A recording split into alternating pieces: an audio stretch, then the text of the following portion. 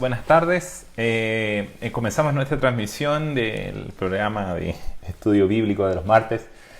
Y bueno, volvemos, usted nos ve aquí nuevamente en hogar, en casa. No se asuste, no ha cambiado la fase en Yapel. Seguimos en fase 4, gracias a Dios. Siga orando para que así nos mantengamos. Solamente hemos tenido algunos problemas eléctricos en el salón. Entonces, por esa razón nos encontramos ahora aquí transmitiendo desde casa. Pero no por causa de los problemas técnicos vamos a dejar de enseñar la palabra de Dios y aquí estamos esperando que usted pueda también tomarse un tiempo, apartar un tiempo especial para escuchar el programa y el estudio y sea bendecido. Que Dios le bendiga. Sí, buenas tardes. Como decía Juan Manuel, no generar alarma.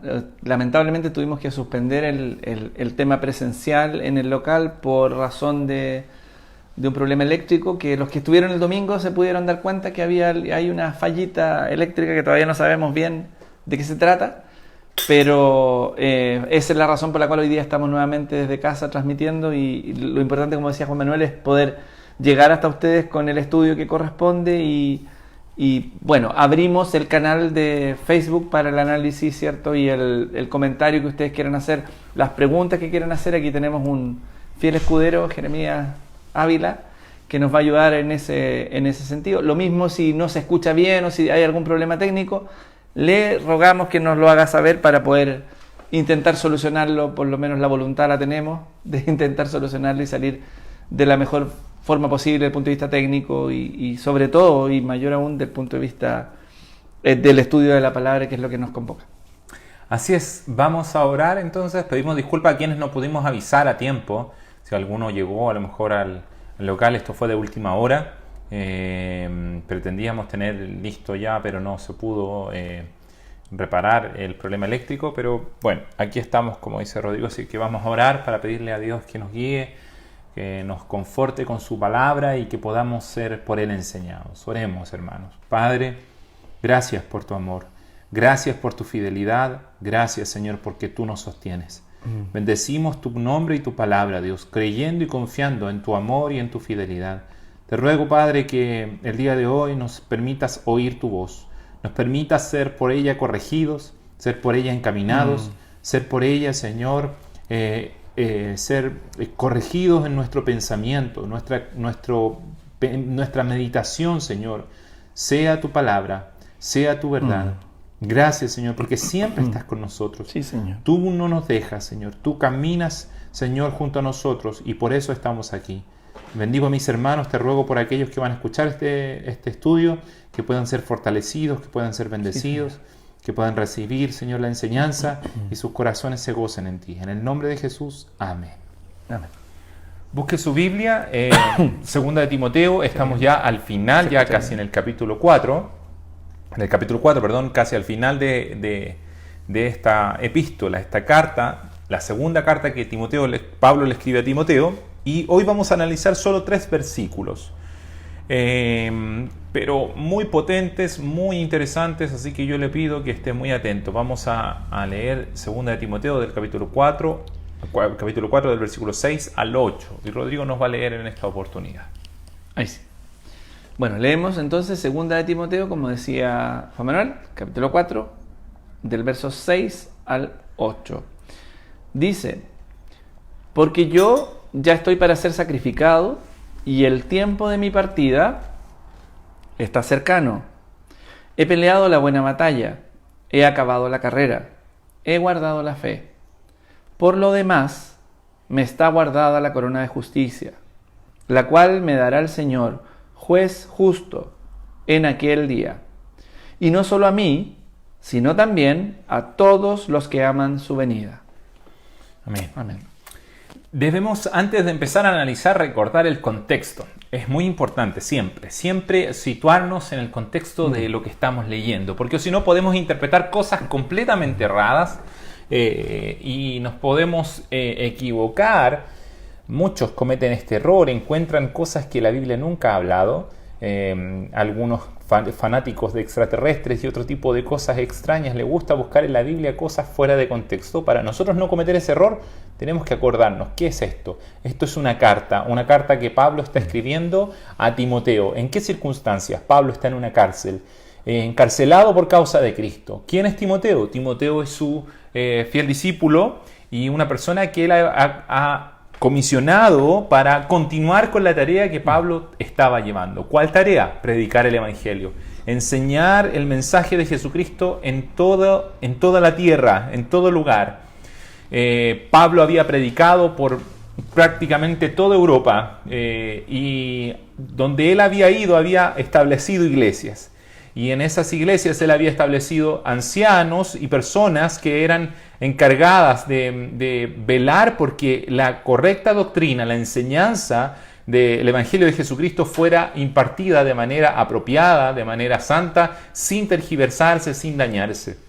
Y Pablo, estando encarcelado y comprendiendo ya que es su tiempo, él está haciendo el relevo. Y él está diciendo, esta tarea no es mía, esto no es algo para mi orgullo, sino que esto es el trabajo que el Señor me encomendó y esto debe continuar. No termina conmigo, sino que debe continuar. Entonces, él entendiendo esto, encarga a Timoteo, le da instrucciones precisas de lo que debe hacer, de cómo debe comportarse y cuál es la tarea que debe realizar.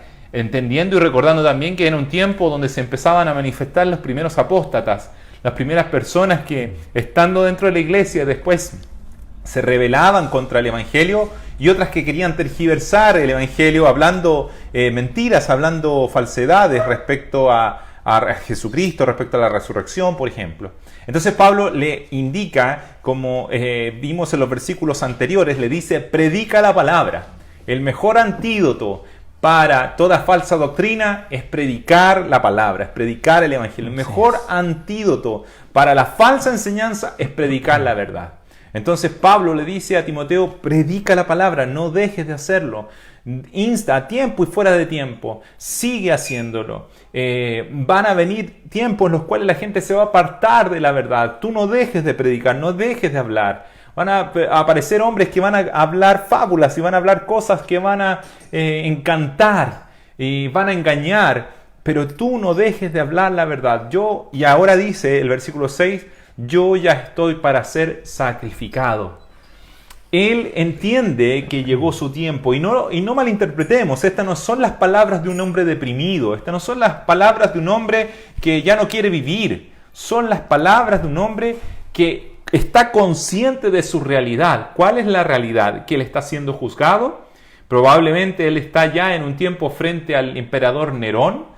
Y siendo juzgado, él entiende, porque era un hombre que conocía las leyes, recordemos que él era ciudadano romano, tenía conocimiento de cómo funcionaba el imperio. Él entiende que muy probablemente vendría su sentencia de muerte. Que luego de este encarcelamiento él iba a ser ejecutado. En otras ocasiones, en otras cartas, Pablo escribe y dice, sigan orando para mi liberación, Dios quiera que pronto me liberen. Pero aquí Pablo parece que entiende que ya está llegando, y así lo fue. Realmente esta es una de las últimas cartas, si no la última, carta que escribe el apóstol Pablo. Y él está diciendo, porque yo ya estoy para ser sacrificado y el tiempo de mi partida está cercano. Él lo entiende y él lo está diciendo vuelvo a decirlo, no con una depresión, no con un ánimo de tristeza, de angustia, ni siquiera de resignación, sino con plena claridad de cuál era la etapa en su vida, cuál era el momento en el cual estaba viviendo y cuál era su responsabilidad. Por eso él encarga esto a Timoteo, por eso él insta a Timoteo, porque él entiende que ya su carrera se está terminando, pero otro debe continuar la carrera. ¿Y cómo debe ser esta carrera? Esta carrera debe ser predicando la palabra. Pero antes de avanzar hacia el versículo 7, que nos entrega con detalle cómo ha sido la carrera de Pablo, quiero hacer hincapié en lo que dice el versículo 6 cuando dice, porque yo ya estoy para ser sacrificado.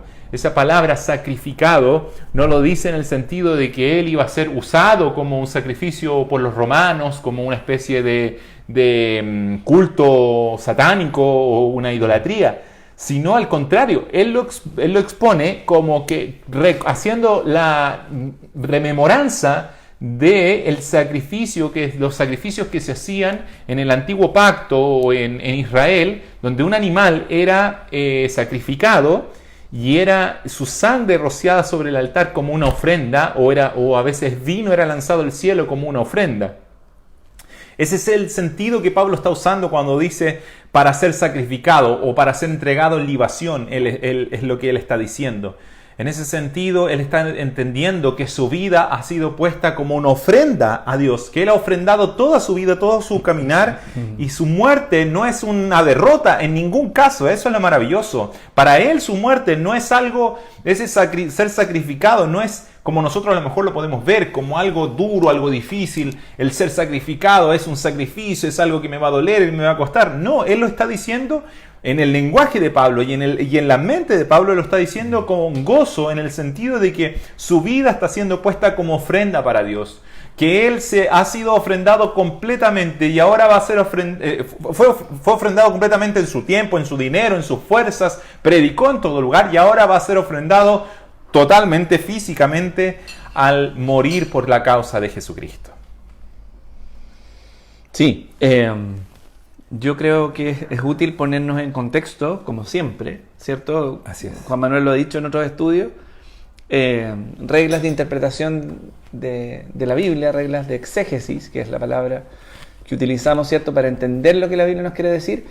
Y primero contexto, segundo contexto, tercero contexto y cuarto contexto. Es decir, siempre saber en qué contexto están dichas las cosas. El otro día, en las caminatas que hago, voy a comentar una infidencia de familiar, en las caminatas que hago con mi mamá en las tardes, ella me preguntaba esto mismo: ¿por qué hablan tanto del contexto? ¿Por qué siempre es tan importante el contexto? Y al final, juntos, llegamos a la conclusión de que un texto sacado de contexto puede decir cualquier cosa. Yes. Y cualquiera puede tomar ese texto y interpretarlo de la forma que quiera, si no tiene cuidado en saber a quién, de qué forma, en qué ambiente, por decirlo de alguna forma, en qué dirección fueron de alguna forma escritas esas palabras.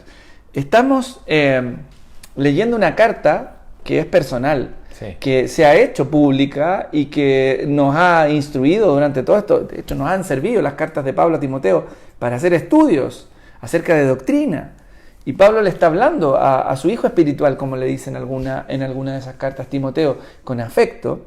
Y yo me quiero poner por un segundo en lo que Timoteo pensaba o estaría pensando al leer esta carta, que era una carta personal para él y que probablemente el propio Timoteo luego haya hecho pública, dado la importancia de lo que Pablo allí escribía. Y parece una despedida, ¿no es cierto? Tiene esos visos desde el verso 4 en adelante, o sea, desde el capítulo 4. De hecho, Pablo hace advertencias que las hemos leído, ¿cierto? En el capítulo 3 lo estudiamos, cómo serían los hombres de los tiempos postreros, para que se vaya acordando. También en el capítulo 4, ¿verdad? Que veíamos la semana pasada en el estudio, el encargar, el predicar la palabra, porque habrá, ¿cierto?, personas que distorsionen, ¿verdad?, la sana doctrina, que no quieran sufrirla, decía, y que van a ser presa fácil de aquellos que van a hablar cualquier cosa que estas personas quieran escuchar. Van a tener comezón de oír, era el término que ocupaba Pablo, ¿verdad? Y en este contexto de estar anunciándole a Timoteo tantas cosas que van a venir, Pablo dice esta frase: porque yo ya estoy para ser sacrificado y el tiempo de mi partida está cercano. Pablo tenía muy claro que se aproximaba probablemente el final de su ministerio, y no solo eso, sino que el final de su vida, porque él habla del tiempo de su partida, y ahí claramente está hablando y haciendo el símil a su propia vida, ¿verdad? Entonces, qué fuerte, digamos, debe ser para Timoteo, que era una persona que amaba a Pablo probablemente con amor del Señor, eran compañeros de ministerio, el leer estas líneas y leer que Pablo ya está prácticamente despidiéndose. Efectivamente, las cartas a Timoteo son de las últimas cartas. Aquí ya no estamos hablando de un hombre joven, sino que más bien de un hombre ya entrado en años como Pablo, que probablemente también llevaba en su cuerpo el peso y todo el recorrido, ¿verdad? Todo el bagaje de haber estado preso tanto tiempo, de haber sido apedreado, como hemos estudiado, de haber sido perseguido por causa del camino, como decía él, por causa de seguir a Cristo. Así es. Y él entonces está haciendo o mencionando esta frase que Juan Manuel ya ha comentado. Y luego dice, para reafirmar este concepto de que no hay aquí una queja o no hay aquí una cosa sentida o cansada de Pablo respecto de, como escuchamos muchas veces, ¿no? Yo ya debería morirme, ya como que no sirvo para nada, dice la gente, como que ya estoy dando puros problemas.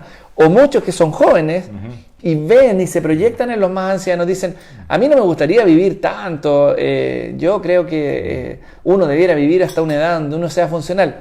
¿Lo ha dicho alguna vez usted? A lo mejor todos lo hemos pensado, ¿verdad?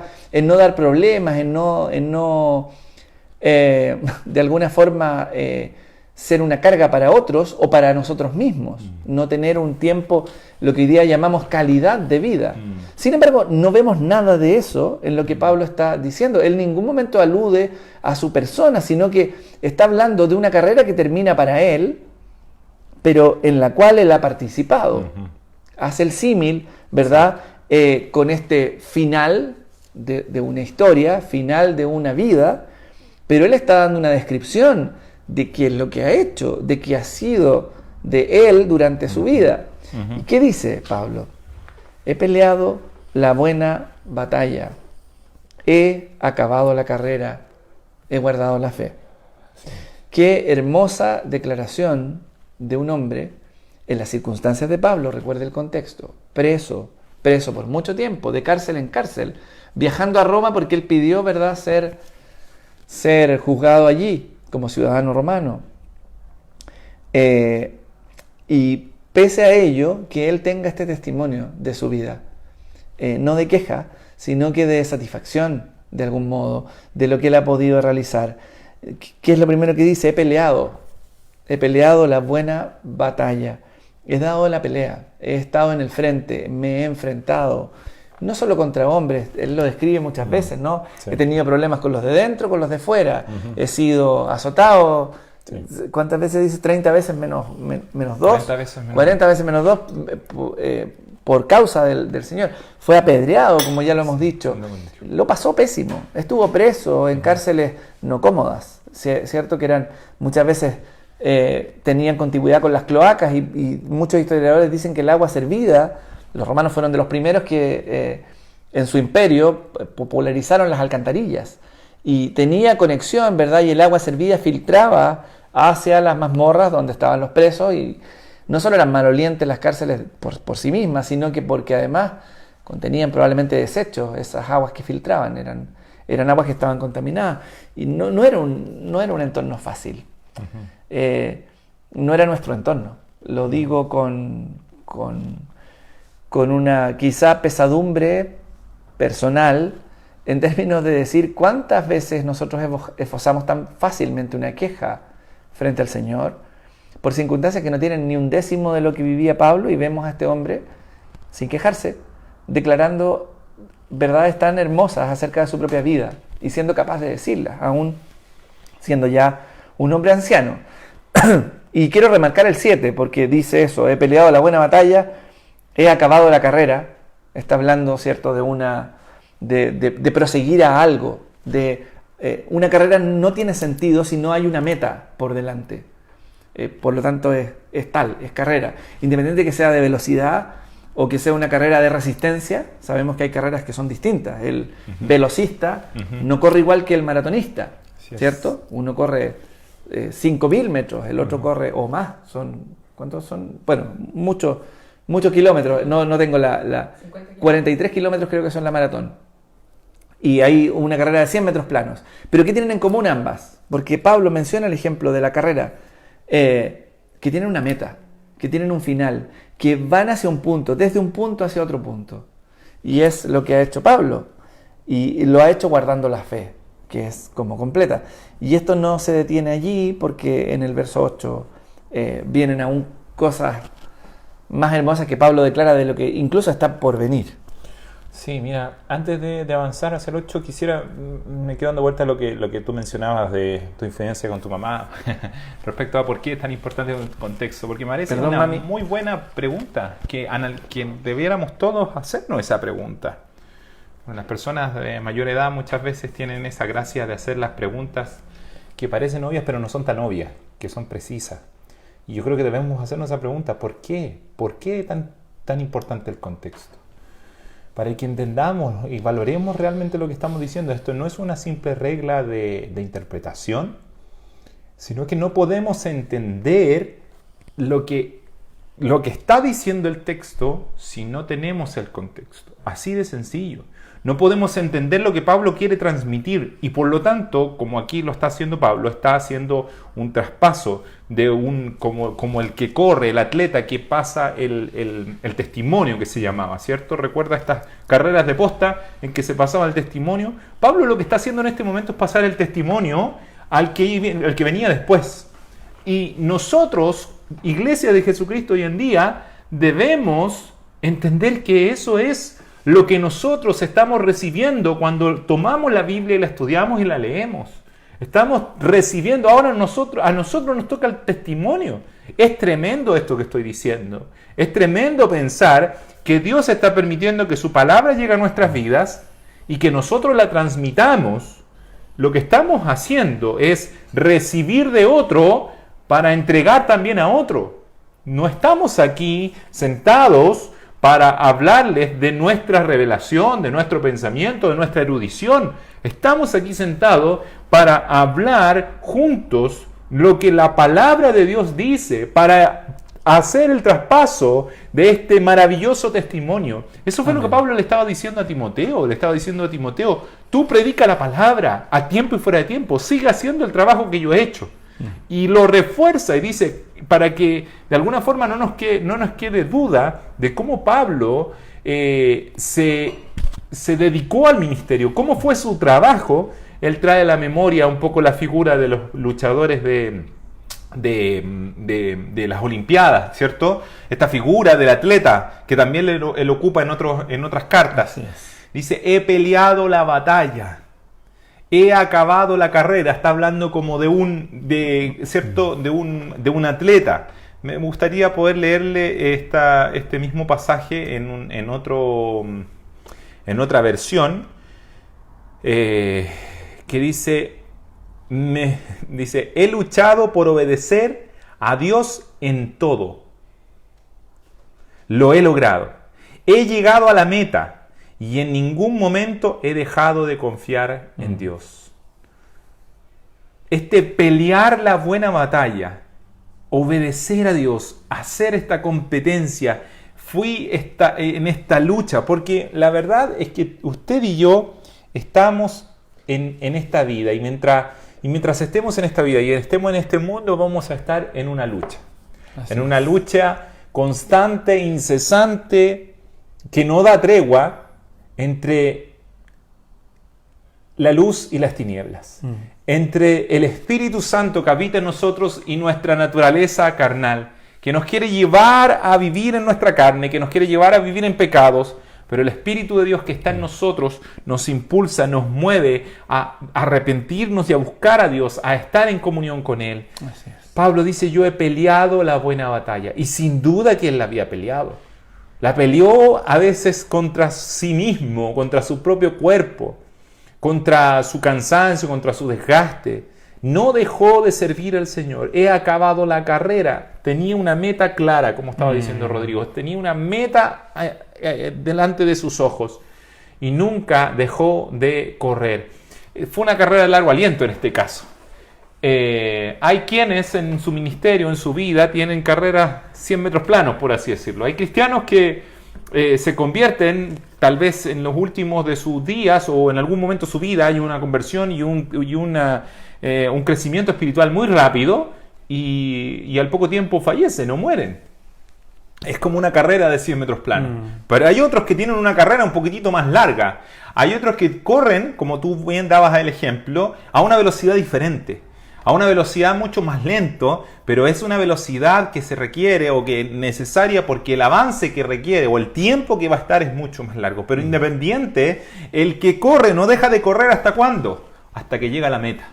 Es ahí donde debe parar su carrera. ¿Ha visto estos corredores que a veces se lesionan en medio del camino y como pueden se paran y siguen avanzando y llegan a la meta? Porque tienen claro que su carrera no tiene sentido haber empezado a correr si ellos no terminan su carrera. Así es la vida del cristiano, no tiene sentido haber empezado a creer en Jesucristo, haberse enamorado del Señor, empezar a ir a la iglesia si usted no termina su carrera, si usted no sigue corriendo todos los días de su vida hasta que el Señor lo llame. Pablo habla de una partida, de un irse a otro lugar. Sus ojos estaban puestos en el cielo. Sus ojos están puestos en su verdadera morada. Como él mismo dice en otro pasaje, para mí el morir es ganancia. El morir es ganancia porque al morir yo me voy con mi Señor y encontraré por fin descanso. Y por eso ahora viene el versículo 8, dice, por lo demás me está guardada la corona de justicia. Fíjese que no dice...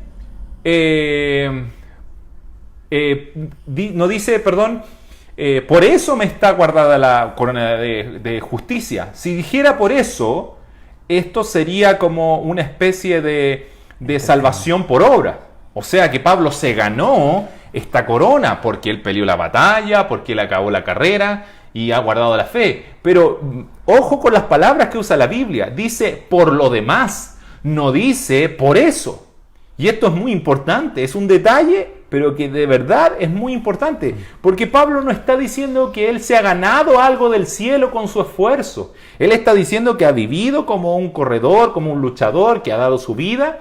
Pero la corona le está guardada por gracia, por amor. Por lo demás significa que no importa todo lo que haya pasado, no importa lo que haya sufrido, una cosa es segura, que él tiene una corona que le fue dada por la gracia y por la misericordia encontrada en Jesucristo. Amén. Por lo demás me está guardada la corona de justicia. La corona de justicia, aquella que Cristo ganó pagando, justificándonos en la cruz. Esa corona de justicia significa que cuando Jesús murió en la cruz, Él nos hizo justos. Él, por su obra, por su exclamación, consumado es, cuando Jesucristo dice en la cruz, consumado es, Él está justificando, el justo está justificando a muchos. O sea, es una declaración legal que todos aquellos que creen en Jesucristo ya no hay sobre ellos condenación. Esa es la corona de justicia. Es una corona que está diciendo que se le entrega a aquel que en el cual no se le imputa pecado, no se le atribuye pecado. Romanos, el texto de Romanos 8 dice, ¿quién pues acusará a los escogidos de Dios? Si Dios es el que justifica, ¿quién puede entonces condenar a los hijos de Dios? Por esto Pablo dice, por lo demás me está guardada la corona de justicia. Esto es seguro, esto es algo que siempre ha estado, la cual me dará el Señor, juez justo. No porque Él se la haya ganado con su esfuerzo, eso no tendría sentido, sino porque como Dios es justo, Él toma el sacrificio de Jesucristo y sabe que ese sacrificio es suficiente para declarar a un pecador como Pablo, como usted o como yo, como hombres justos. Por lo tanto, no podemos ser condenados. ¿Cuándo? En aquel día, en el día de la manifestación de Jesucristo. Y no solo a mí, y ahí entramos nosotros, gloria a Dios por eso, sino también a todos, mire, dice, a todos los que aman su venida. No dice a todos los que se la ganan, a todos los que luchan con todas sus fuerzas y lo logran, aunque así debemos hacerlo. Dice la Biblia que debemos luchar como el atleta que da todo por hacerlo. Pero gracias a Dios que no depende de nuestro esfuerzo, sino que depende del esfuerzo que hizo Jesucristo, de la gracia que hay en Jesucristo. Como dijo un predicador brasileño, que dijo, la certeza de la salvación no depende de la incertidumbre de nuestra devoción. Porque nuestra devoción o nuestro servicio al Señor a veces es incierto. Hay días en los cuales queremos entregarnos por completo al Señor y hay días en los cuales no mucho. Hay días en los cuales somos los primeros en llegar a la reunión y los últimos en irnos. Y hay días en los cuales ni siquiera nos acordamos que hay reunión. Pero no depende de nuestra devoción tan cambiante, gracias a Dios. Si de eso dependiera, le digo, estamos todos perdidos. Nadie llega a la estatura, nadie es capaz. Por mucho que se esfuerce usted, por mucho que crea ser muy santo, no llega a la estatura de hacer que Dios le deba algo, de hacer que Dios tenga que entregarle la salvación porque usted fue tan buen cristiano, entonces se merece la salvación. No, nadie puede llegar a esa estatura. Hicimos los méritos, ¿no? Así es. Nadie es capaz de hacer los méritos. Dice, ¿quién puede decir eso? Pero esta corona está para los que aman su venida. O sea, aquellos que tienen su esperanza puesta en este Redentor que dijo, creéis en Dios, creed también en mí. En la casa de mi Padre muchas moradas hay.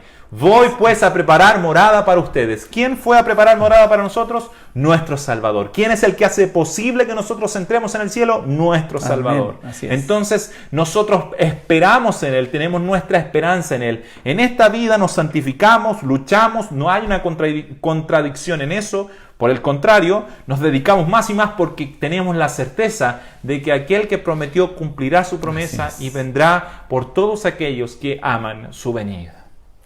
Sí, qué interesante punto toca Pablo en este verso.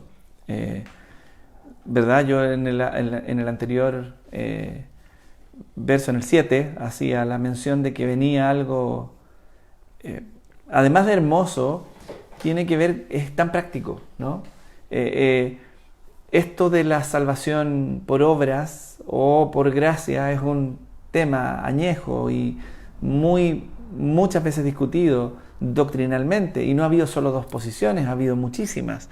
Pero más allá de eso podemos ver también que la palabra es un todo narrativo, no tiene contradicciones entre sí, y por lo tanto nosotros podemos ir a buscar a la propia Biblia, a la propia Escritura, viendo, como decía Juan Manuel, siempre el contexto en el que las cosas son dichas, esta concordancia, esta armonización, porque es Dios quien habla a través de distintos hombres, pero es finalmente Él quien nos encomienda, quien nos manda, quien nos envía, quien nos consuela, quien nos disciplina, quien nos redarguye a través de la Escritura. Y Pablo está diciendo aquí algo tremendo. Dice, por lo demás, que es lo que Juan me resaltaba muy bien, me está guardada es mía. Nadie puede guardar algo que está en el cielo, nadie puede hacer posesión de algo que está en el cielo si no hay alguien mayor que nos lo da. Y es lo que hablaba Juan Manuel recién acerca de lo que Cristo prometió. Si no fuera así, dice él cuando dice voy a ir a preparar morada, si no fuera así, ya se los hubiera dicho. Yo estoy diciendo algo que es cierto y que de lo cual quiero que tengan certeza. Y esa certeza habitaba en el corazón de Pablo. Y él decía, me está guardada la corona de justicia, la cual me dará el Señor. La cual me dará el Señor. Es el que nos da. Juez justo. Y aquí me quiero detener un poquitito. Los que hemos estado en los estudios de casa, en el caso nuestro ha sido el martes, el miércoles, el viernes, hemos pasado por varios días para hacer el estudio. Hemos hablado de la justicia y hemos hablado del atributo de la persona de Dios como juez y como el justo, ¿cierto? Como que tiene que ver también en algunos aspectos con la santidad, pero la justicia en particular, que es mencionada por Pablo aquí, es mencionada muchas veces en la Biblia. Y también podemos leer en Romanos, y lo hemos leído también, y lo hemos estudiado. No hay justo ni aún uno. No hay justo ni aún uno. No hay justicia en el hombre por sí mismo. No hay justo ni aún uno, dice Romanos. No hay quien entienda. Aún a todos se desviaron, aún a todos se hicieron inútiles. Y quiero leer, haciendo el símil de lo que Pablo está hablando aquí, una pequeña porción de un pasaje precioso que está en el libro de Isaías, en el capítulo 53, un pasaje bastante conocido y que es uno de las profecías mesiánicas quizás más claras que nos entrega el Antiguo Testamento en boca del profeta Isaías, ¿cierto? Por, obviamente, revelación del Señor. Isaías 53 es un pasaje precioso. Por favor, si tiene tiempo, léalo, pero en particular vamos a hacer foco en algunos versos muy pequeñitos de esto. En el verso 11 dice el profeta: verá el fruto de la aflicción de su alma y quedará satisfecho. El sufrimiento del que habla Juan Manuel, esta carrera que es no es masoquismo. El cristianismo fácilmente puede, oye, si te hieren, entrega la otra mejilla. Bueno, en una mentalidad humana puramente, tenemos o tendemos a hacer el símil con una actividad de masoquismo, pero difiere en algo del masoquismo. El masoquismo, desde un punto de vista técnico, tiene que ver con el placer de ser, ¿cierto?, de ser dañado, de ser, ¿cierto?, herido, ¿verdad?, o infligido dolor sobre esa persona, porque en sí mismo el objetivo del masoquista es buscar ese sufrimiento por causas muchas veces diversas, pero encuentra en ese sufrimiento su meta, es su destino final. Sin embargo, lo que dice aquí, que la aflicción da un fruto. Es decir, la aflicción en sí misma, en el caso del Señor, si bien es cierto, Él vivió esa vida y nos dijo que viviríamos si le seguíamos a Él la misma vida, el mismo camino recorreríamos que Él había recorrido, eso tiene un fruto. Y dice, verá el fruto de la aflicción de su alma y quedará satisfecho. Es decir, ese fruto dejará toda esta aflicción en el pasado porque le dio un sentido, porque tuvo un resultado final hermoso. Y dice después, por su conocimiento justificará, y aquí viene nuevamente el concepto de justicia, el concepto de esta entrega sacrificial, justificará a mi siervo justo a muchos y llevará las iniquidades de ellos. En Dios radica la justicia, en Jesucristo radica esa justicia, es la justicia de Dios, es la propiciación, es la reconciliación de Dios y el hombre a través de Jesucristo. Y es a Él a quien apunta Pablo en este verso. Me está guardada la corona de justicia, la cual me dará el Señor, juez justo, en aquel día. Y no solo a mí, sino también a todos los que aman su venida. Sí, la clave para entender esto que estamos diciendo está en la última expresión que usa respecto a su peregrinar Pablo cuando dice, he guardado la fe. Este concepto de guardar la fe no significa que la guardó en el bolsillo, que la tuvo junto a él, que tenía un crucifijo, que tenía algo aquí que lo guardaba, como una fotito, la cual veneraba, sino que el guardar la fe tiene dos, en el contexto nuevamente griego, en el que a lo mejor se estaba escribiendo. ¿Por qué griego? Porque Timoteo era mitad griego y mitad judío, pero en el contexto también del primer siglo, el guardar la fe se usaba en los Juegos Olímpicos para decir aquel atleta que cumplía la carrera o lo hacía con fidelidad a las normas. Pablo mismo dice, en otro pasaje, dice que el atleta debe correr como corresponde primero. De acuerdo a las reglas. De acuerdo a las reglas, si no es descalificado, ¿cierto? Y también tiene que ver con un aspecto legal de que ha cumplido el contrato, que ha logrado, ha hecho lo que corresponde. Ahora, aquí dice, he guardado la fe, no dice, he guardado la ley. Y ahí está el tema. Si Pablo hubiese dicho, he guardado la ley, entonces, claro, entonces he guardado la ley, quiere decir que él se ganó esa corona por sus méritos, por su trabajo. Pero cuando él dice, he guardado la fe, está diciendo que él su vida la ha vivido con su mira en lo que Jesucristo hizo en él. Y su vida es concordante con esa fe. Es cierto, a lo mejor es una delgada línea, porque Santiago nos ayuda a entenderlo. Santiago dice que la fe sin obras está muerta, que una fe que no se pueda ver en el actuar, en el caminar de una persona, no es tal fe, es una cosa sin vida. Pero lo que Pablo está diciendo, yo he guardado la fe. ¿Cuál fe? Que Jesucristo es el que me justifica a mí, que por Jesucristo yo soy declarado santo, yo soy declarado justo, yo soy declarado hijo de Dios, que a los que creen en su nombre les ha dado potestad de ser hechos, hijos de Dios.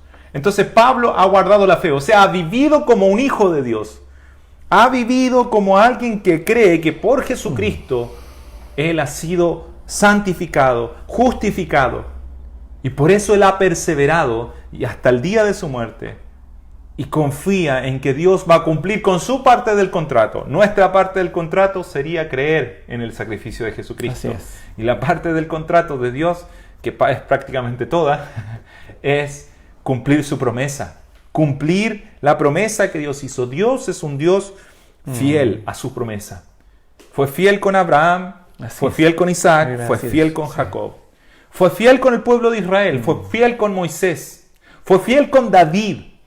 A David le prometió, le dijo que de sus lomos, de sus descendientes iba a venir un rey, cuyo reino no tendría fin.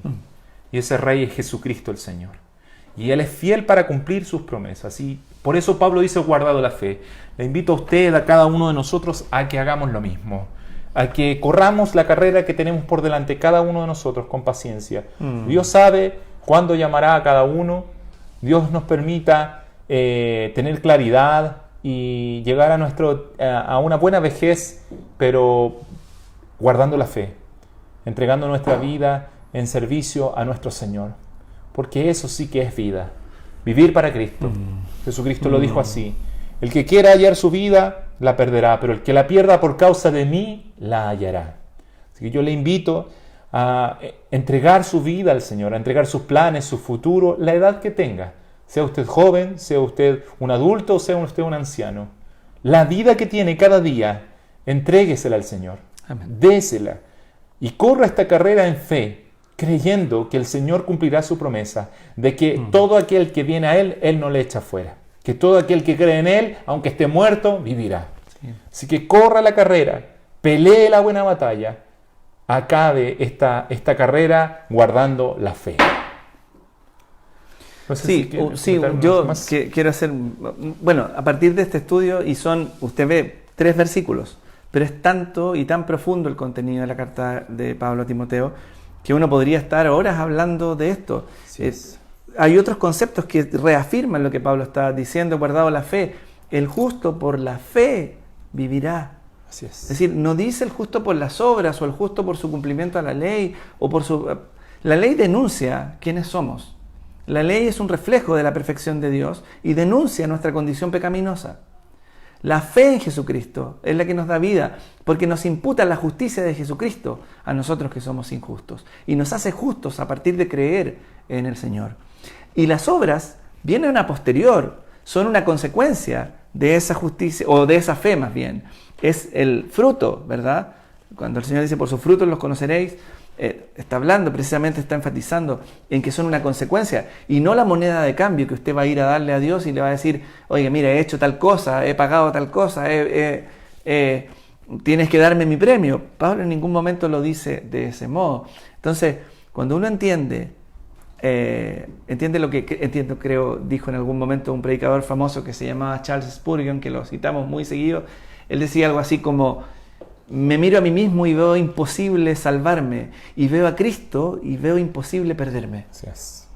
Esa es la clave, hermano querido o hermana querida. Usted que dice o ha dicho muchas veces, yo no soy lo suficientemente bueno como para acercarme a la iglesia, yo no soy lo suficientemente bueno como el que vive al lado mío, yo me siento todavía pecador, yo me siento todavía... Oiga, mira a Cristo, crea en el Señor Jesucristo. Eso es guardar la fe. Eso es no mirarse a uno mismo, ni pretender que la justicia suya o mía va a poder alcanzar en algún momento la medida o la talla, dar el ancho con la justicia que Dios mismo exige, que es perfecta. No podemos hacer eso. Si somos salvos es por amor y por gracia de un Dios santo que ha tenido misericordia de nosotros. ¿Puedo hacer un spoiler chiquitito? Sí. Chiquitito. Yo se lo comenté a Juan Manuel, pero quiero que veamos un detalle, solo un detallito, de estos 3 versículos en los que hemos visto que Pablo prácticamente está despidiendo. Si usted avanza con sus ojitos, tiene su Biblia ahí, y avanza al verso 11 de la misma carta, del mismo capítulo, Pablo le da una instrucción muy particular a Timoteo. Le dice, toma a Marcos y tráele contigo, porque me es útil para el ministerio. O sea, una persona que se está despidiendo prácticamente, que está encomendando, que está encargando, sigue pensando en que debe seguir el trabajo mientras Dios lo tenga en vida. Qué claro es tener, o qué bueno es tener en esto un ejemplo tan claro de lo que significa guardar la fe. Yo sé que